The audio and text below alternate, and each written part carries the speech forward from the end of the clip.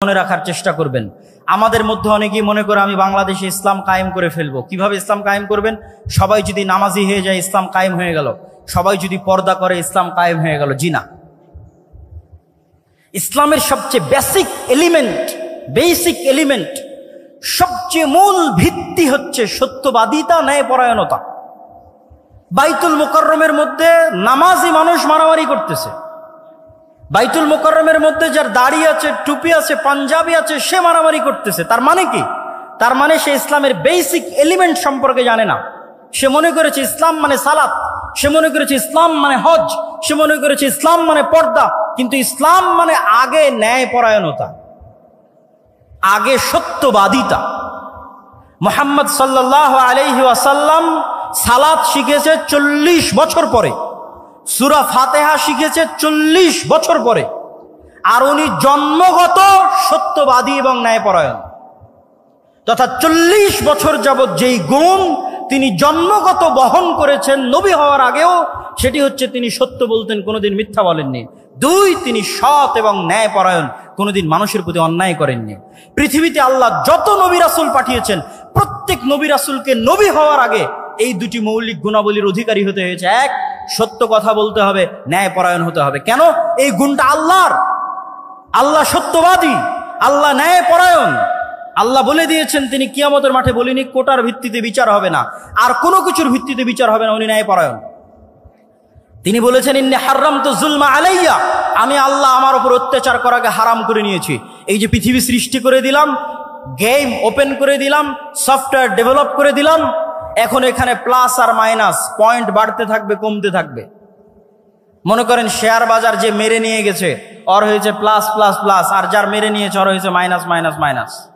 এখন কিয়ামতের মাঠে আল্লাহ যদি এই প্লাস মাইনাসকে ক্যান্সেল করে জিরো না বানাতে পারেন, তাহলে আল্লাহ নন, নাউজুবিল্লাহ। এটা তার দাবি যে তিনি ন্যায়পরায়ণ। মানে পৃথিবীতে যা অন্যায় সংঘটিত হয়েছে, মানুষের সাথে তো বহু দূরের কথা, পশুর সাথেও যা অন্যায় সংঘটিত হয়েছে, তা তিনি মিটমাট করে দিয়ে পৃথিবীর রেজাল্ট করবেন 0। পৃথিবী যখন শুরু হয়েছিল তখন 0, আর পৃথিবীতে মানুষ যা অন্যায়, অনাচার, মারামারি, কাটাকাটি, ঢাকা বিশ্ববিদ্যালয়ে একজনকে অন্যায়ভাবে হত্যা করা হলো, ওই বিষয়ে রাসূল সাল্লাল্লাহু আলাইহি ওয়াসাল্লামের একটা হাদিস শুনেন।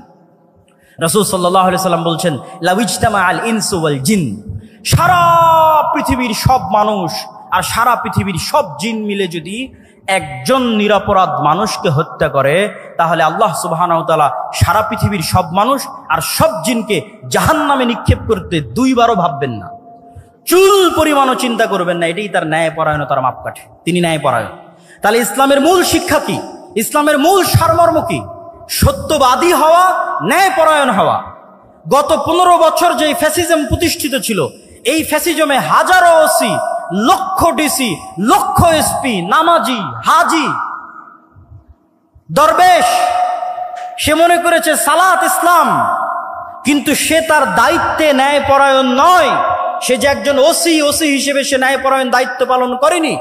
ডিসি, সচিব হিসেবে, এসপি হিসেবে, এসিল্যান্ড, সাব রেজিস্ট্রার, তার পদের সাথে আমানতের খেয়ানত করেছে।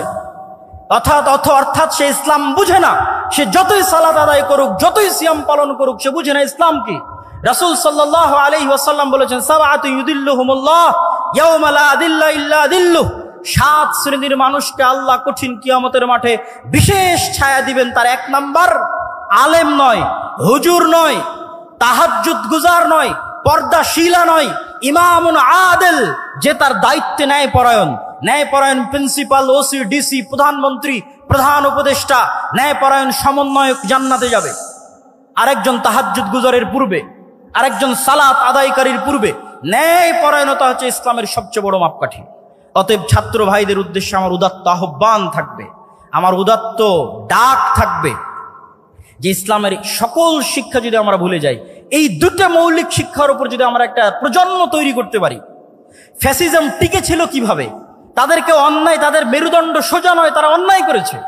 আপনি সারা বাংলাদেশে মেরুদণ্ড সোজাওয়ালা, সৎ, ন্যায়পরায়ণ ওসিডিসি এসপি দেন, ক্ষমতায় যে আসুক না কেন, দেশ সুন্দর চলবে। তো ওসিডিসি এসপি কারা হবে? আপনারাই হবে। আপনারা শিখেন ইসলামের মূল শিক্ষা, সৎ এবং ন্যায়পরায়ণ হওয়া, এবং টাকার কাছে, কোনো চাপের কাছে মাথা নত না করা। এটাই শয়তানের বিরুদ্ধে যুদ্ধ। সম্মানিত উপস্থিতি, বক্তব্যের বিষয় ছিল অনেক কঠিন। আমি হয়তো পুরো বিষয়টার উপর আপনাদেরকে ইসলামের পুরো সারমর্ম বা সামারি হয়তো